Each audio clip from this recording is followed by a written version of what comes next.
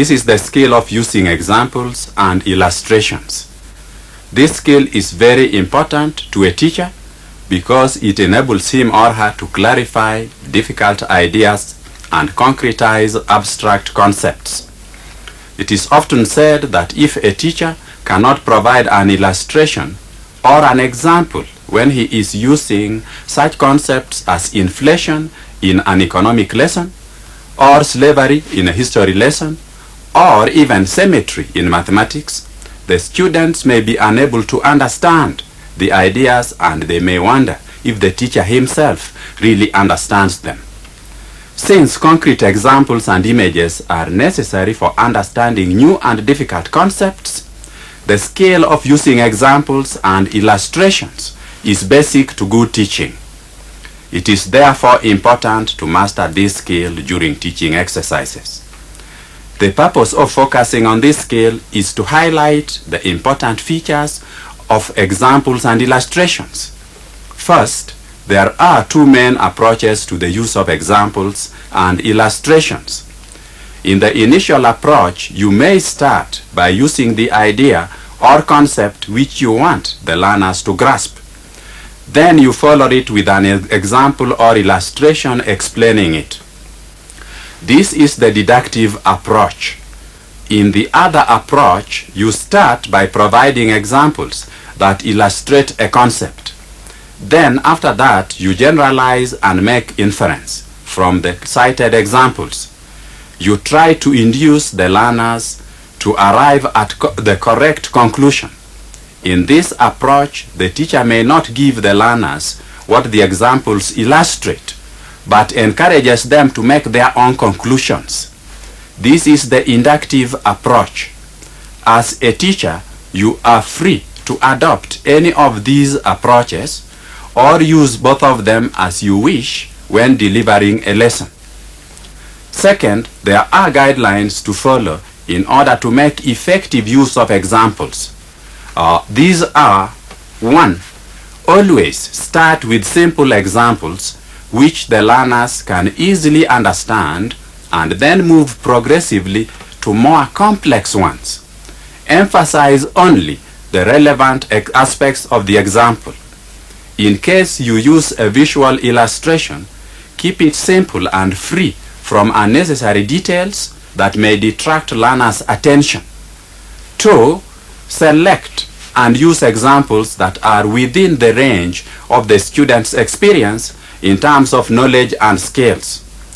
In order to do this, you should consider the level at which they are when introducing the new concepts and tasks.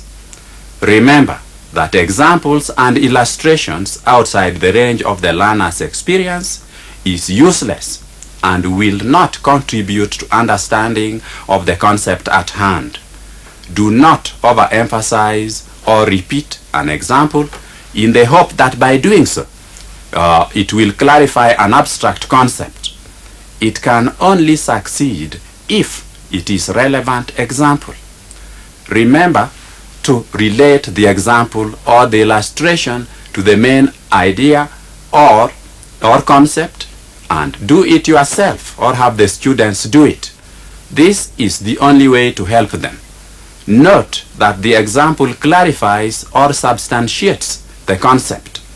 As you use examples and illustrations to clarify concepts, how do you get to know that students have understood the concept? You can find out this in two ways. First, ask them to provide additional examples to illustrate the concept.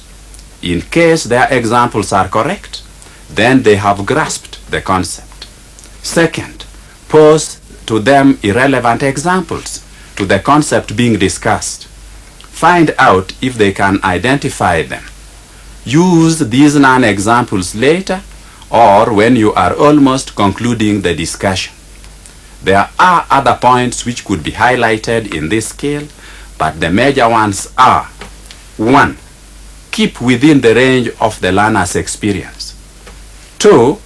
Using only the examples that are relevant to the concept and keeping it as brief as a lady's swimming costume. covering only the essential parts. In the video demonstration which follows, the teacher practices the skill of using examples and illustrating with concrete examples.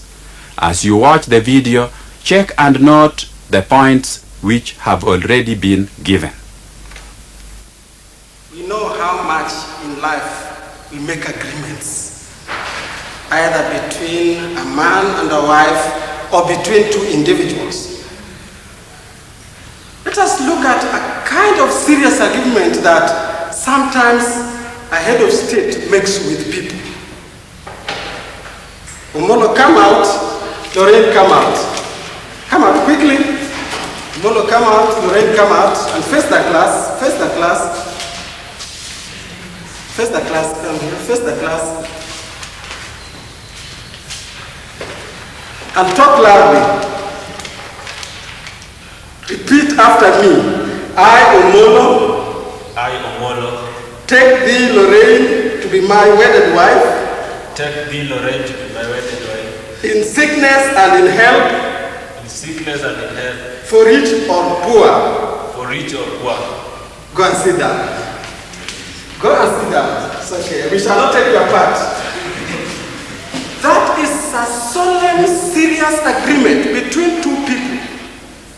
That is called a covenant.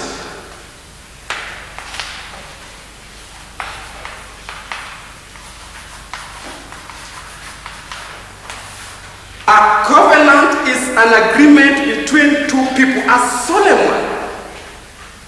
one which is seriously undertaken under solemn conditions. Let's look at the second one. Stephen, stand up and read loudly these words before the class. Quite loudly. I, Stephen, thee, Lorraine, to be my wedded wife. Read the one at the top, using your name. I, Stephen Osiko, I solemnly swear that I will be faithful. I repeat again. I, Stephen Osiko, I solemnly swear that I will be faithfully execute the office of the President of the United States. That's enough. We are now asking Stephen to execute the office of the United States, and he's doing this before the people. I, Stephen Osiko, do solemnly swear that I will faithfully execute the office of the President of the United States. We know Stephen is not, but this is the kind of oath that a president takes before the people.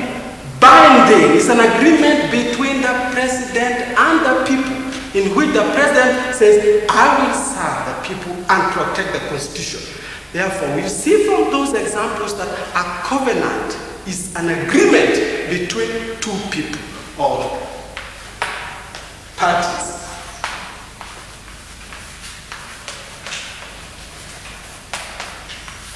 An agreement.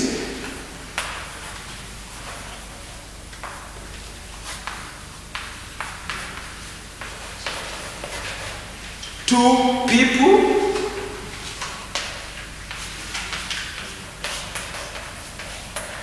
or parties. Now let us go to the Bible. We have one or two agreements or covenants. Can somebody remember any one of them? The agreement between God and Abraham. Thank you very much. That is a covenant. That's a good, nice example, really. That is a covenant. Agreement between God and Abraham.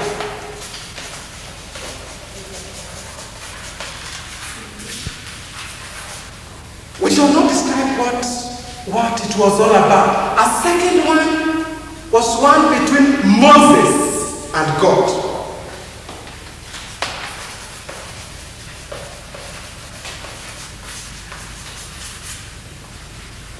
We call the first one Abrahamic covenant. The second one Mosaic covenant. And the last one was one between Noah and God, and this This is called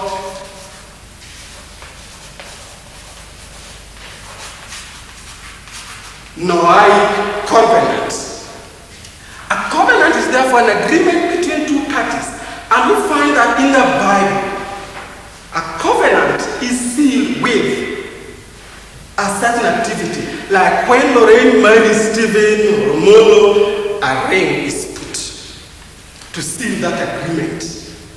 When the president of a country is swearing to serve the people and defend the constitution, he seals this solemnly by holding a Bible in his hand. Covenants, in the case of religion, must be official, serious, and solemn functions. We shall later on, in the next lesson, discuss the covenant between Abraham and God and the call of Abraham, and see how God came into agreement with Abraham. Thank you. The micro lesson you have just watched has satisfactorily demonstrated the skill of using examples and illustrations. Having identified an appropriate concept, such as a covenant, it was the intention of the religious education teacher to explain this concept by providing suitable and relevant examples. You saw how the teacher started by giving examples such as a marriage ceremony and the swearing in of a head of state, situations which pupils are quite familiar with. After this, he shifted to less familiar cases of a covenant such as the one involving Abraham and God or Moses and God. The basic principle the micro lesson demonstrated is that which stresses the importance of teaching from familiar to unfamiliar situations. When teaching is approached this way, then even an apparently difficult concept becomes relatively easier to grasp. This is typically what we expect you to do when practicing the skill of using examples and illustrations. Identify a concept which is likely to create problems of understanding in your pupils. Think of suitable examples, verbal or concrete or both, which will enable the pupils to conceptualize the idea you are explaining. Make sure that you relate each example given to the concept being explained. To obtain feedback, encourage pupils to give examples which are relevant to the main idea you are teaching. Well, having given you these hints and having watched the video presentation, it is now your turn to prepare and teach a micro lesson using the skill of using examples and illustrations effectively.